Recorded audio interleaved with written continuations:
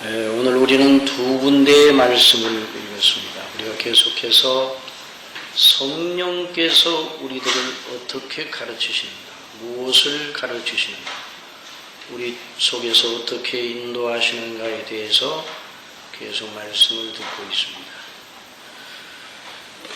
오늘도 여러 시간에 걸쳐서 생각한 것처럼 성령께서 우리를 가르치시는 문제 중에서 신령한 것을 가르치신다고 그랬는데요. 그 신령한 것이 무엇인가 하는 것을 규정하는, 그래서 우리가 그 초점을, 하나님의 성령의 인도하심에 초점을 잃어서는 안 됩니다. 그래서 신령한 것이 무엇인가, 또는 영적인 것이 무엇인가, 그 수준이 어떠한 것인가 하는 것을 말씀을 통해서 배우고 확신한 일에 거하기를 바랍니다. 성령께서 반드시 저와 여러분의 심령 속에 큰 은혜 주실 줄 믿으시기 바랍니다. 자, 여기 신령한 일, 영적인 일. 자, 우리가 이것을 말하거니와 사람의 지혜에 가르친 말로 아니하고 오직 성령에 가르치신 것으로 하니 신령한 일은 신령한 것으로 분별하느니라 그랬어요. 신령한 것은 신령한 것으로 분별한다. 다른 번역을 참조하면 신령한 것이 신령한 것을 받는다, 또는 신령한 것이 신령한 것을 적응한다. 그러니까 신령한 차원에 속하지 아니한 사람은 신령한 것을 받지 못한다. 그래서 육에 속한 사람은 하나님의 성령의 일을 받지 않는다. 그런 말씀을 14절에서 하고 있습니다. 자, 과연 신령한 일, 영적인 일이라는 무엇인가? 많은 사람들이 영적인 일 또는 신령한 일에 대한 오해가 있습니다. 오랫동안 믿음 생활을 하고 하면서도 신령한 일, 영적인 일 이렇게 말하면 무엇인가 석연치 않은 상태에서 그 말을 사용하는 경우들이 많습니다. 자, 에베소서 1장에 보면 하나님께서 우리에게 그리스도 안에서 하늘에 속한 신령한 모든 것으로 복을 주셨다, 그렇게 말씀하셨어요. 자, 하늘에 속한 신령한 모든 것. 자, 우리가 지금 땅에 몸을 두고 있습니다. 땅을 딛고 있습니다. 우리에게 하늘에 속한 신령한 모든 복을 우리에게 주셨다, 그렇게 말씀하셨어요.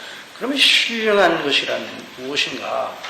성경이 뭘 가지고 신령한 것이라고 계속 말씀하시는가? 이걸 잘 배워야 됩니다. 오늘 우리가 읽은 이 마태복음의 본문은 이 신령한 것 또는 영적인 일이 무엇인지를 이해하는 데 아주 중요한 열쇠를 제공하는 말씀입니다. 예수님께서 배를 타시고 건너가 가버나움에 이르게 되셨습니다. 그때 한 중풍병자를 침상채 4사람이 메고 예수님께 나왔습니다.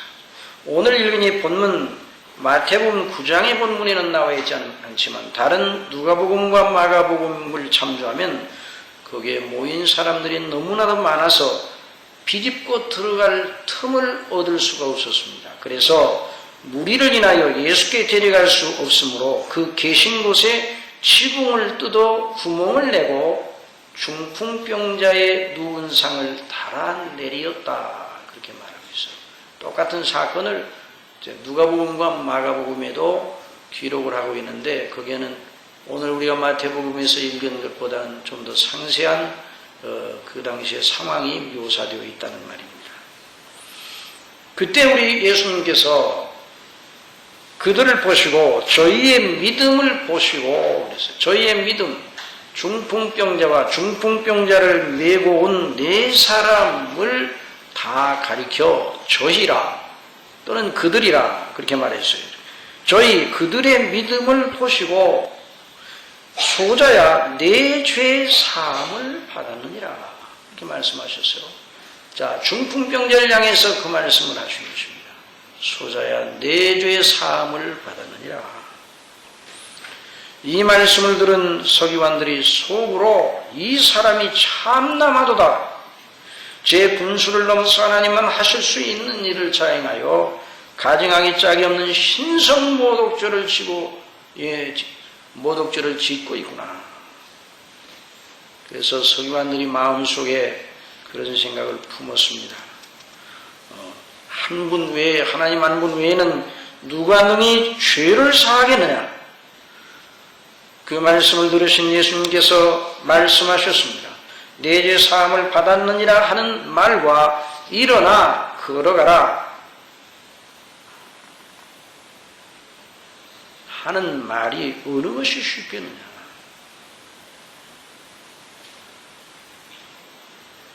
내 죄 사함을 받았느니라 하는 말과 일어나 내 침상을 들고 내 집으로 돌아가라 라고 하는 이 두 말 사이에 어느 말이 더 쉽겠느냐. 여러분 같으면 어느 말이 더 쉬워 보입니까? 그러나 인자가 세상에서 죄를 사하는 권세가 있는 줄을 너희로 알게 하려 하노라 하시고 중풍병자에게 말씀하시되 일어나 내 침상을 가지고 집으로 가라. 그가 일어나 집으로 돌아가거늘 무리가 보고 두려워하여 이런 권세를 사람에게 주신 하나님께 영광을 돌리니라.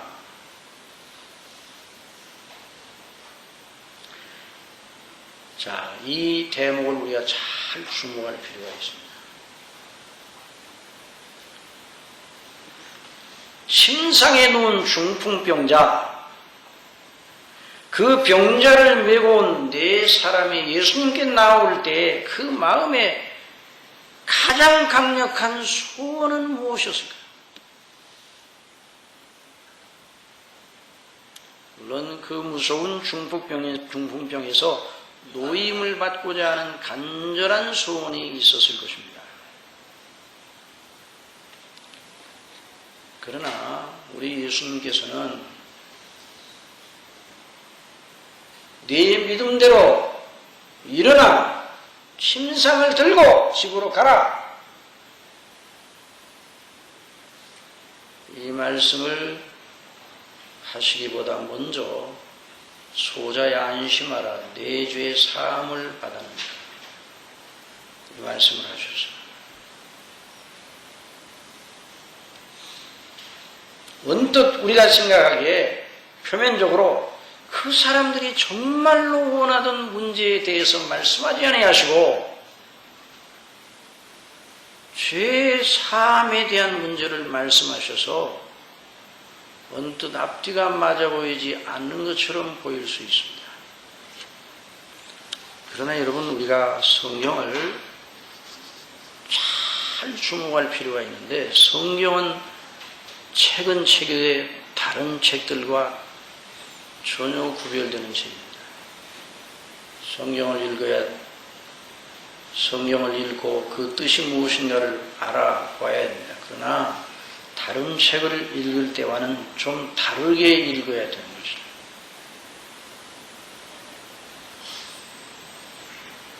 또 사람들의 생각에 맞지 않다고 해서 성경이 틀렸다든지 앞뒤 문맥이 맞지 않아 보인다든지 예수님의 행동이 전혀 이해가 되지 않기 때문에 이건 잘못된 거야 이렇게 말하는 건 성경이 무엇인가를 모르는 문외 안에 하는 일입니다.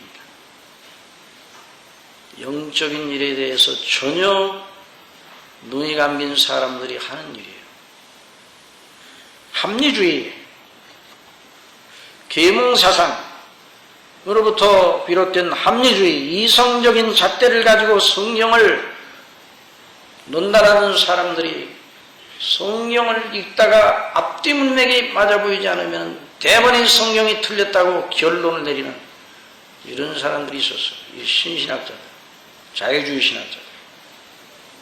그래서 성경이 틀렸다.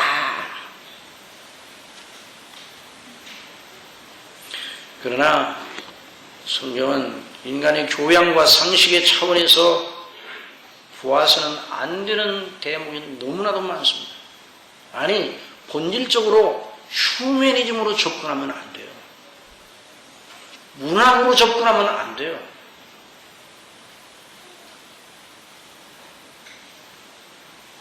성경은 사람의 수준에서 사람이 바라고 소원한 것을 채워주기 위한 하나님의 약속이나 행사가 아닙니다. 자, 오늘날 정말 오늘날 큰일 났다는 생각이 들어요. 예수님을 우리가 바라는 수준에서 우리를 만족시키는 주님으로 딱 부르고 있습니다.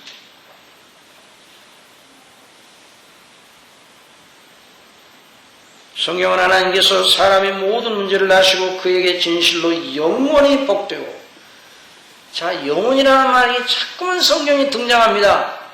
그런데 여러분, 영원이라는 말, 우리가 이 땅에 사는 날 동안 현실감이 없어 보여요. 영원. 영원하다. 왜냐하면 이 세상에 영원한 것이 있습니까?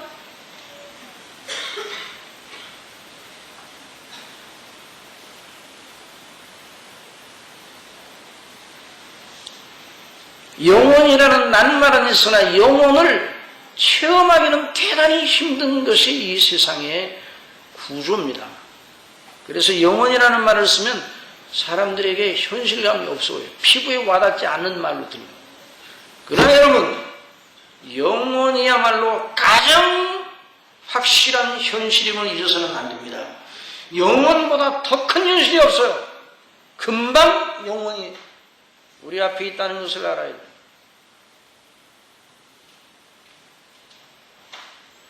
우리 이전에 수천 년의 세월이 흘러왔어요. 예수님이 언제 오실지 모르지만 앞으로 우리 후대에 또 세월이 흘러갈 겁니다. 그러나 그 모든 건 지나가는 한시적인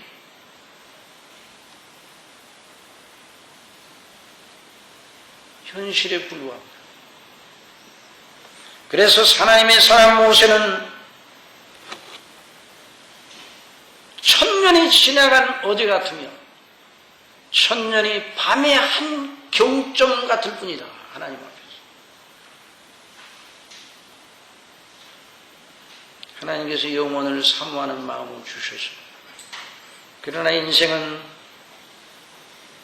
그 마음의 중심에서 영원을 사모하는 그런 그 불티가 있기는 있는데 불이 일어나지는 못합니다. 하나님께서 사람의 모든 문제를 아시고 영원히 복되고 진수가 되는 것이 무엇인지를 판단하시고 그에 대처하는 적확한 처방을 목적하시고 실행하신 것, 이것이 바로 성경의 복음인 것입니다. 그러니까 성경을 딸 우리의 수준으로 이해하려면 안 되는 거예요. 늘 하나님의 수준으로 이해해야 됩니다. 하나님의 수준에서 우리를 사랑하셔서 하나님이 우리를 사랑하십니다. 그런데 하나님의 수준에서 사랑하시되 우리의 수준에서 사랑하시는 것이 아니랍니다. 오늘도 그런 차원에서 이 성경이 예수님의 말씀과 예수님의 행사를 주목을 해요. 침상에 누운 중풍병자를 사람들이 데리고 오거늘 예수께서 저희의 믿음을 보시고, 자, 이 대목이 대단히 중요한 대목이에요. 한번 따라해봅시다. 저희의 믿음을 보시고, 자, 믿음을 보셨다고 그래. 저희의 믿음. 우리 예수님께서 항상 믿음을 보시고 믿음을 주목하십니다. 저와 여러분이 믿음으로 행할 때 주님께서 우리를 주목하시는 것은 우리의 믿음을 보시고 기뻐하심을 믿으시기 바랍니다.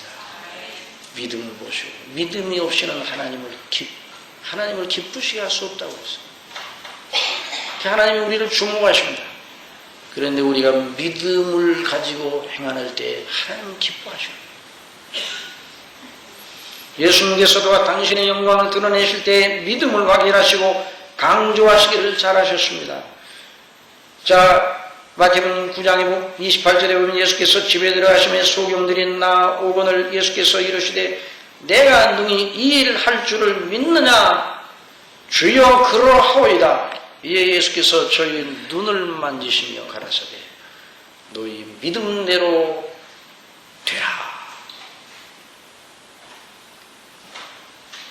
12의 혈루증으로 앓는 중에 아무에게도 고침을 받지 못하던 여자가 예수님의 옷가에 손을 대니 혈루증이 즉시 그쳤다. 우리 예수님께서 내게 손을 댄 자가 누구냐 하시니 다 아니라 할 때 베드로가 가로되 주여 우리가 옹유하여 미나이다. 예수님 몸에 손을 댄 사람이 한두 사람이 아닌데요. 내게 손을 댄 자가 있도다. 이는 내게서 능력이 나간 줄을 아니라. 능력이 예수님께로부터 능력이 나갔다고 그랬는데 그 능력이 무엇을 통해서 나갔는가? 믿음을 통하여 나갔습니다. 믿음으로 할 때 하나님의 놀라운 구원의 능력이 그 사람에게 임하는 걸 믿으시기 바랍니다. 믿음이 없이는 하나님의 은혜와 능력이 임할 수가 없는 것입니다. 물론 예수님은 다 아시지만 가르치시기 위해서 이렇게 말씀하십니다. 누가 내 몸에 손을 대었느냐? 에워싸 미는 걸 보시지 않나이까? 내게 손을 댄 자가 있도다. 어떻게? 믿음으로 손댄 자. 여자가 스스로 숨기지 못할 줄 알고 떨며 나와 엎드려 그 손댄 연구와 곧 나은 것을 모든 사람 앞에 고하니 예수께서 이르시되 딸아 내 믿음이 너를 구원하였으니 평안히 가라. 저와 여러분을 향해서 내 믿음이 너를 구원하였으니 평안하라 하는 이런 말씀을 해주신 줄 믿는 분은 아멘 하시기 바랍니다. 내 믿음이 너를 구원하였으니 내 믿음대로 될지어다. 도대체 그 믿음이 무엇인가? 소경이 내 눈을 뜨게 하실 줄 믿나이다. 내 혈루 근원이 마르게 하실 줄 믿나이다. 내 중풍병이 낫게 하실 줄 믿나이다. 자, 요 구분을 잘 해야 됩니다. 오늘 설교의 가장 중요한 요점을 잘 분별해야 됩니다. 성령께서 이와 같은 놀라운 은혜를 주시기를 바랍니다. 택한 백성들은 분명히 오늘 설교가 무엇인가를 알고 그 말씀을 듣는 귀를 허락하여 주실 줄 믿습니다. 여러분 12의 혈루증 앓던 여인이 눈먼 소경이 중풍병자가 주님께서 나의 문제를 해결해 주실 줄 믿나이다. 표면적으로 그렇게 그 병의 문제의 차원에서 예수님을 믿는 것처럼 생각하기가 쉽습니다. 그러나 저희의 믿음을 보시고 라는 그 믿음은 어떤 믿음인가? 단순히 예수님께 나가면 반드시 예수님께서 다 해결해 주실 거예요. 예수님은 전능하신 분이니까 모든 걸 다 해결해 주시는 분이니까 이런 단순한 하나님의 전능성과 우리의 현안과의 함수관계로 하나님은 전능하시고 우리의 문제는 크지만은 아무것도 아니요 하나님께는 이런 함수관계로 믿음을 가졌다면 그런 믿음으로 예수님을 찾았다면 저희의 믿음을 보시고 라는 말씀을 안 하셨을 것이라는 말이에요. 복음서에 나오는 예수님이 인정하신 그 믿음은 어떤 믿음인가? 예수님을 믿는 믿음의 요지, 그들이 예수님을 찾은 가장 중요한 동기가 무엇이었는가? 중풍병을 낫고 소경이 눈을 뜨고 혈루증 고통 자체를 해결하고, 물론 그것도 굉장히 큰 압박이니까 우리의 이 발바닥에 가시가 깊이 배기면 얼마나 괴로운 거예요. 그러니까 그거 얼른 빼고 싶은 마음이 있듯이 물론 그 혈안의 문제를 해결하고자 예수님을 찾은 것 자체가 그게 나무랄 일도 아니고 아주 온당한 일이죠. 그러나 그 현안만을 위해서 예수님을 찾았고 예수님께서 그 현안을 능히 해결해 주실 것이야 라고 그런 차원에서만 예수님을 불렀다면 그건 예수님을 믿는 믿음이 아닙니다.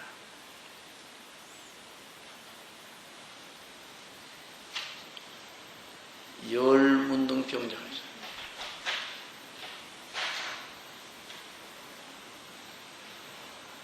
열 명이 다 치료를 받았습니다.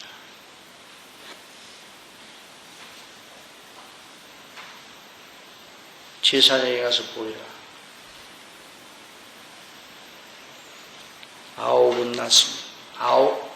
9은 낳고 제사장에 낳았다는 판결을 받고 예수님에게 돌아오지 않았습니다. 예수님께 돌아온 사람은 딱 한 사람입니다. 9은 어디 있느냐? 그 한 사람이 와서 예수님께 절하며 예수님께 절했단 말이죠. 절하며 그 은혜에 감사하여서 우리 예수님께서 그 문둥병을 열보시고 내 믿음이 너를 구원하였느니라 말씀하셨어요. 그 믿음은 무엇인가? 주님, 내 문둥병을 낫게 해주시니 너무 감사합니다. 이 은혜 평생 잊지 않을게요. 이런 차원에서만 예수님께 돌아왔다면 네 믿음이 너를 구원하였느니라는 말을 하지 않으셨을 거예요.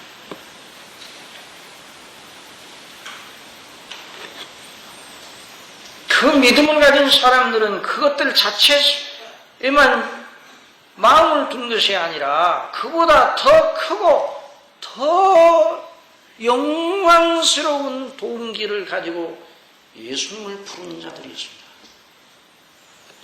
그들은 예수님을 생명의 주, 영생의 구주, 죄에서 자신들을 건져주시어 영원히 살게 하시는 메시아, 구약 성경을 통해 그토록 오랫동안 줄기차게 강조하며 여러 선지 모세와 여러 선지자들을 통해서 약속하며 기대하도록 늘 가르치셨던 그 하나님의 말씀을 따라서 예수님을 그리스도로 누구로 믿었다고요? 그리스도. 자, 이걸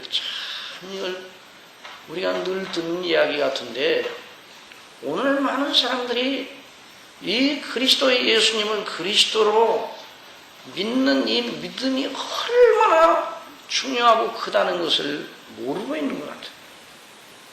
그들은 바로 그 예수님을 구주로 믿었고 그 구주께서 나타나실 때 시대의 표적이 뭔가니 예수님이 오시면 병든 자를 고치시고 문둥병을 고치시고 귀머거리를 듣게 하시고 이런 표적이 따를 것을 말씀해 주셨어요. 예수님이 오셔서 구주가 오셔서 강림하실 때 그와 같은 표적이 나타날 것을, 그러니까 이들은 그 표적이 나타나는 그 표적을 보고 예수님이 바로 다윗의 자손 그리스도시라는 걸 알았어요.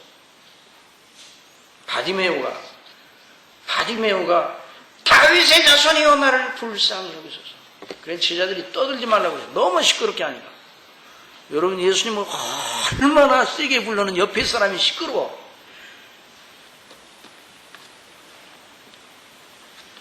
잠잠하라. 좀 조용히 해. 그러니까 이 바디메오가 알았어요. 이렇게 하기는 그냥 오히려 소리를 질러 다윗의 자손이여 나를 불쌍히 여기소서.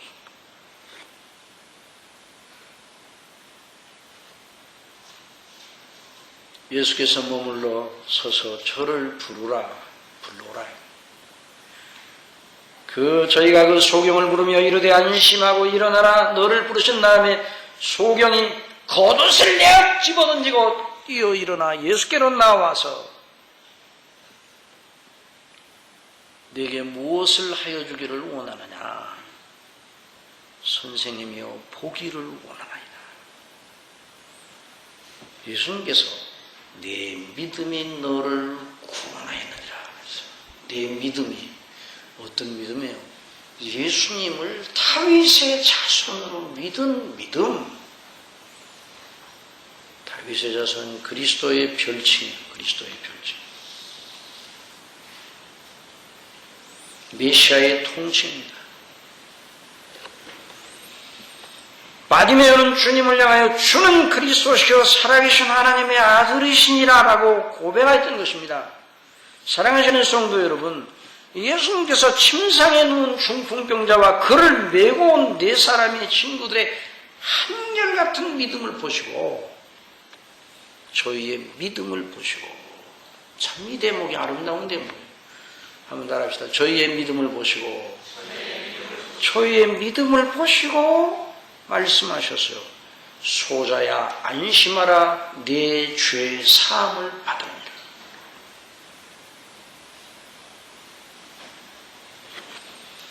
이렇게 예수님이 말씀하신 것은 그리스도를 믿는 그들의 믿음을 보시고 그들에게 있어서 아니 그 중풍병자에게 있어서 최대의 현안, 영원한 현안, 그게 뭐예요?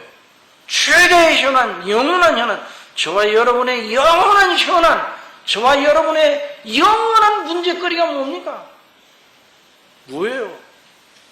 뭐가 저와 여러분의 영원한 문제거리예요? 죄예요, 죄. 하나님과의 관계, 하나님과의 영원한 관계. 죄는 하나님과의 영원한 관계가 어우러진 것이 아니에요. 하나님과 원수된 관계, 그 현안을 해결해 주심으로 당신의 영광을 드러내셨습니다. 자, 중풍병자에게 있어서 최대의 현안이 뭐라고요? 중풍병이 아니라 이 말이에요.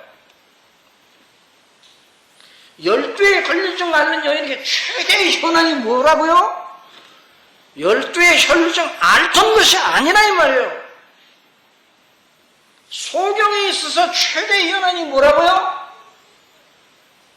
소경이 아니에요. 죄입니다. 저와 여러분에게 최대의 현안은 뭐라고요? 죄예요, 죄. 그보다 더 우선적이고 더 본질적이고 영원한 자유는 바로 죄에서의 자유예요. 중풍병에서 노임을 받고 소경에서 노임을 받고 12의 혈루증을 앓던 고통에서 노임을 받는 것도 물론 자유이고 그것도 큰 기쁨이겠죠. 그러나 그것은 한시적일 겁니다. 여러분, 나사로가 죽은 자 가운데서 살아났어요. 썩어 나을 이라디오 냄새가 나던 그 몸이 예수님으로 말미암아 살아났습니다. 그러나 나사로는 다시 죽었어요, 안 죽었어요? 다시 죽었어요. 나사로에게 죽었다가 살아난 그 이정만, 그 은혜만 베푸시고 죄에 대한 문제를 해결하지 않으셨다면 그 나사로는 다시 죽은 거예요. 다시 죽은 거예요.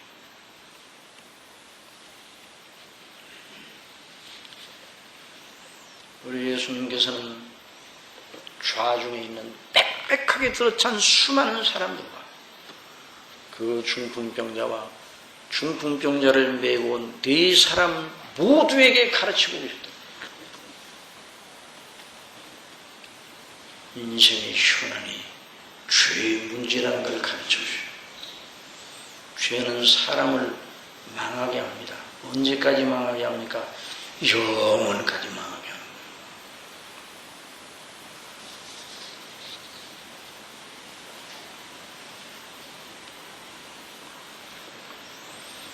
예수님께서 메시아로 오셔서 그리스도로 나타나셔서 당신의 영광을 드러내실 때 여러 표적과 여러 본능과 이적을 보여주셨습니다. 그러나 예수님이 오신 궁극적인 목적은 표적과 본능과 이적을 보여주시기 위한 것이 아니에요.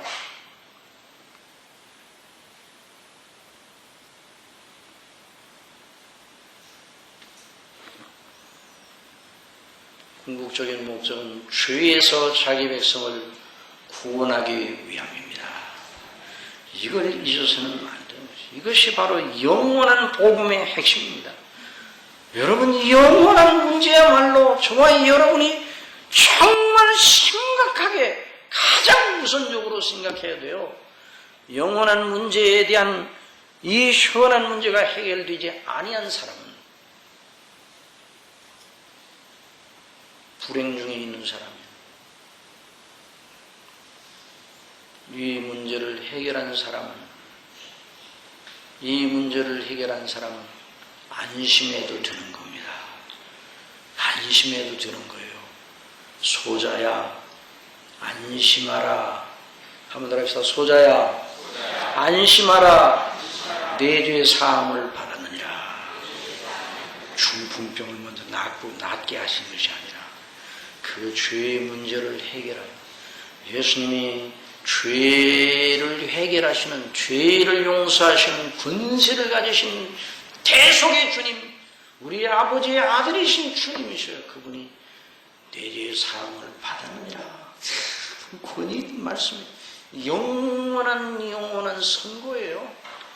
여러분, 십자가에 못 박혀 죽어가던 그 강도를 향하여 오늘 네가 나와 함께 낙원에 있으리라. 영원한 선고입니다. 아들 낳으리니 이름을 예수하라. 이는 그가 자기 백성을 죄악의 죄에서 구원할 자이십니다. 믿보다 모든 사람이 받을 만한 이 말이요, 그리스도 예수께서 죄인을 구원하시려고 세상에 임하셨다 하였도다. 죄인 중에 내가 죄수니라. 그래서 사도 바울은 고린도전서 2장에서 사도 바울이 고린도 교회 가서 목회 1년 6개월 동안 할 때에, 고린도 교회를 설교할 때에 항상 메시지 속에 무엇을 말했는가? 그리스도 예수님의 주 되십니다. 그를 믿음으로 구원받는 놀라운 비밀만을 말했어요. 그래서 내가 너희 중에서 예수 그리스도와 그의 십자가에 못 박히신 것 외에는 아무것도 알지 아니하기로 작정하였습니다. 말씀하셨어요.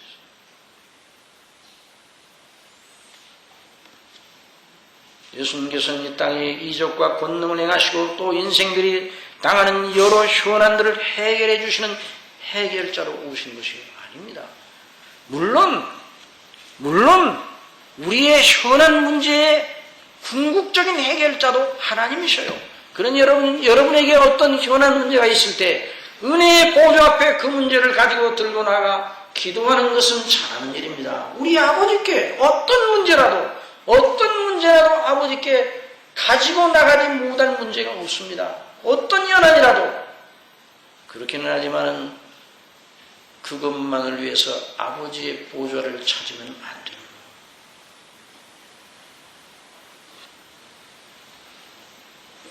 우리 예수님의 본문은 양으로 생명을 얻게 하고 더 풍성히 얻게 하려는 것이라고 말씀해 주셔서 내가 온 것은 양으로 생명을 얻고 더 풍성히 얻게 하려 함이라.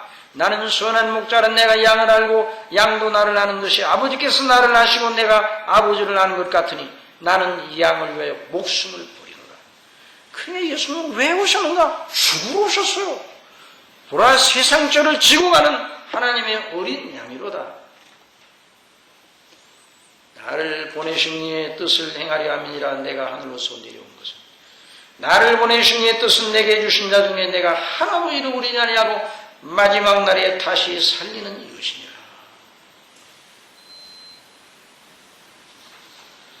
여러분, 믿음이 있다는 건 바로 그 역종에 주목하는 것입니다. 예수님께서 오병이어의 물고기 2마리와 보리떡 5개로 5,000명을 배불리 먹게 하시는 놀라운 이적을 베풀어 주셨을 때에 왜 그렇게 하시는가? 영원한 영적 생명을 믿는 모든 사람들에게 베풀어 주시는 그리스도의 놀라운 영광을 드러내신 겁니다. 그런데 많은 사람들이 이적의 떡을 먹고 배부른 그 자체에만 머물러 있었어요. 그 예수님을 왕으로 삼으려고 해요. 이튿날 예수님은 또 찾아왔습니다. 그래 우리 예수님 말씀하셨습니다. 내가 진실로 너희에게 이르노니 너희가 나를 찾는 건 표적을 본 까닭이 아니요 떡을 먹고 배부른 까닭이다. 표적을 본 까닭이 아니라는 말은 그 표적을 보고 내가 메시아이, 내가 그리스도요, 내가 구원의 주라는 것을 알고 나를 찾는 그런 것이 아니라는 말이죠. 떡을 먹고 배부른 까닭이다. 썩은 양식을 위하여 일하지 말고 영생하도록 있는 양식을 위하여 하라. 이 양식은 인자가 너희에게 주리니 인자는 아버지 하나님의 인치신 자니라. 내가 생명의 떡이로다. 나는 하늘로서 내려온 산떡이니 사람이 이 떡을 먹으면 영생하리라. 나의 줄 떡, 곧 세상의 생명을 위한 내 살이로다. 자, 예수님의 이 말씀을 들으면 우리가 이 말씀을 들으며 그냥 들으면 안 돼요. 예수님은 당신을 우리의 생명의 떡으로 제공하시기 위해 이 땅에 말씀의 육신이 되어 오셨습니다. 예수님의 살과 피를 먹고 마시지 않은 자는 예수님과 아무 상관이 없다고 말씀하신 그 말씀은 바로 신령한 것의 요점이 어디 있는가를 분명하게 규정해 주시는 거예요.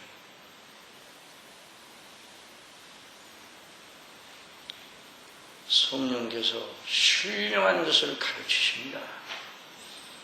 성령께서 뭘 가르치시는가? 하나님 아버지께서 그 아들 예수 그리스도를 통하여 대속의 놀라운 죽으심과 부활하심을 통해서 당신의 택한 백성들을 영원토록 살게 하시고 영원롭게 하시고 그 나라를 이루고 영원토록 아버지의 영광을 드러내도록 하기 위해 그 일을 뜻하셨고 이루셨고 완성짓고 계시다. 이 사실을 날마다 성령께서 깨우쳐 주시는 겁니다. 이 성령께서 가르치시는 신령한 은혜예요, 이것을. 자, 어떤 분은 이 설교를 들으면서 아이고 그거 다 아는데 이런 사람이 있습니까? 그 사람은 아직도 모르는 사람입니다. 왜 아직도 모르는 사람인가 하니 이 예수 그리스도를 통한 대속의 은혜와 영생의 이 놀라운 이 영광, 이걸 알면 이 놀라운 영적인 것을 아는 영적 미각, 조나단 에드워드 들어있죠. 스피리추얼 테이스트, 영적인 미각을 가진 사람은 그리스도와 그리스도의 일에 대해서 말하면 그리스도의 죽으심과 영광에 대해 말할 때마다 그냥 들을 수 없다는 거죠. 그러니까 이미 다 알았는데 너무너무 지루해요. 그 얘기는 그만하세요. 이런 사람은요, 아직도 그것이 무엇인지를 모르는 사람이에요. 여러분 믿으시기 바랍니다. 하나님의 깊은 것은 그리스도십니다. 하나님의 비밀은 그리스도셔요.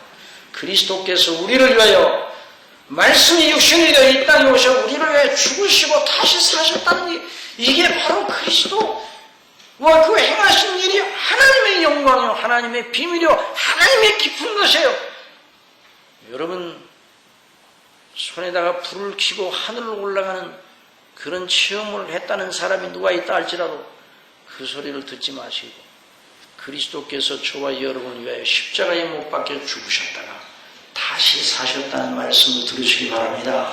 그게 바로 신령한 것이에요. 그것이 바로 성령께서 가르치시는 거예요.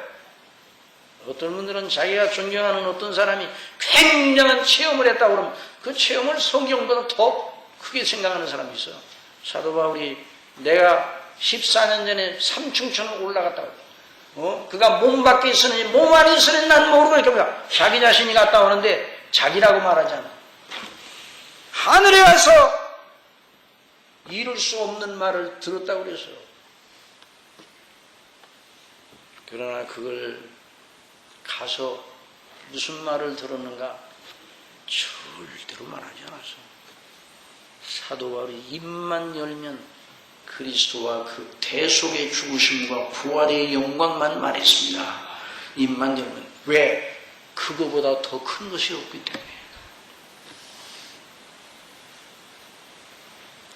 오늘날 참 한국교회가 큰일 났다는 생각이 들어요. 왜냐하면 교회 안에 이 놀라운 대속의 비밀의 영광이 얼마나 경시되고 무시되는지요.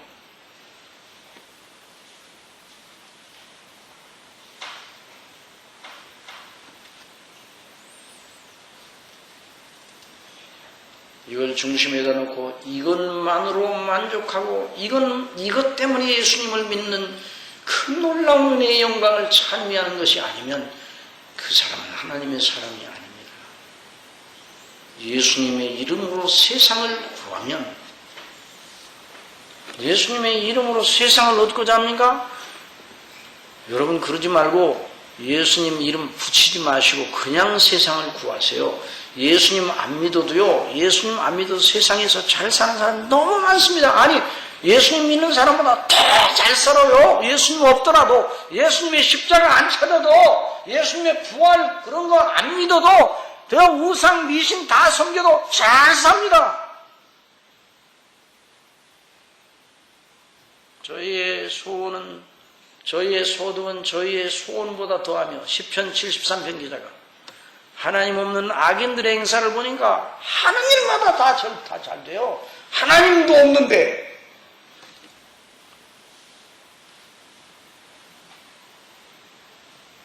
예수 그리스도와 대속의 그 놀라운 비밀과 그 예수님의 피의 놀라운 영광 그것이 바로 신령한 은혜입니다.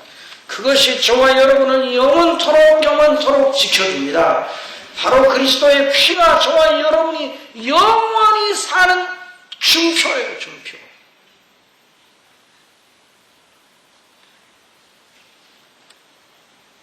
다른 것들은 죽는 날 끝나버리면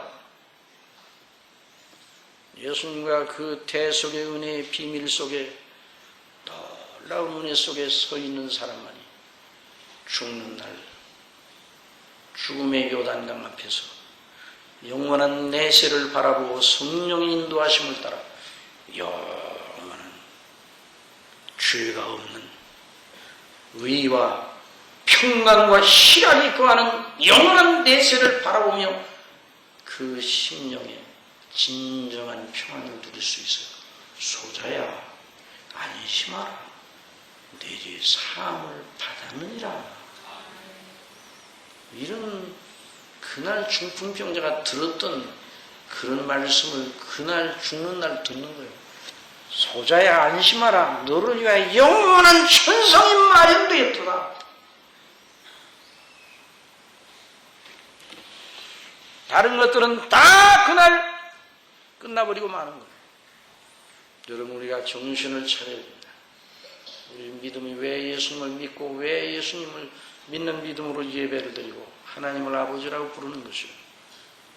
예수님 안에서 영원전에 우리를 사랑하시고 택정하시고 그리스도 예수님의 피로 저와 여러분의 모든 죄를 다 씻으시고 그 예수님의 의로 우리를 덧입혀 주셔서 의롭다고 선고해 주셔서 영원토록 그 선고가 무효화되지 않도록 하시고 자녀를 삼으시고 하나님 나라의 기업을 물려받는 상속자로 삼으시고 그리스도와 함께 영광을 받도록 택하시고 이루시고 성삼위 하나님께서 그 일을 위하여 당신 전체를 쏟아부는데 그게 바로 신령한 일입니다. 그 사람이 영원히 복된 사람입니다. 그 은혜를 받은 사람으로 이 땅에서 살아가는 거예요. 그러면 이 땅에서 살아가는데 다른 여타, 이 땅에서 필요한 여러 가지 모든 좋은 것들이 있죠? 있어야 돼요. 그런 것들은요, 다 하나님께서 그 나라와 그 일을 먼저 구하라는 말이 바로 신령한 것을 추구하라는, 그리고 그 다음의 것들은 그 연장선상에서 하늘에 속한 복 따로 있고 땅에 속한 복 따로 있고 그런 게 아니에요. 그렇게 말하면 안 돼요. 하늘에 속한 신령한 복 속에 저와 여러분이 순례길 속에서 행하는 그 모든 복이 다 함께 포함되어 있음을 믿으시기 바랍니다. 그 모양과 형편은 다 다르지만 전지전능하신 하나님, 우리의 아버지, 우리의 현안이 우리를 아무리 눌러댄다 할지라도 우리의 시각으로 볼 때 우리를 낙담케 하고 탄탄케 하고 정말 힘 떨어지게 하는 일이 우리 앞에 있다 할지라도 주님을 바라보시기 바랍니다. 하나님 우편에 계신 주님을 바라보시기 바랍니다. 그분이 우리를 위해 죽으시고 다시 사셨고 다시 오실 것입니다. 그분이 우리를 위하여 기도하고 계십니다. 성령님께서 우리 속에 그 믿음을 견지하도록 하십니다. 이런 믿음으로 신령한 일에 열심히 하는 기뻐하고 감사하는 저와 여러분이 될 수 있도록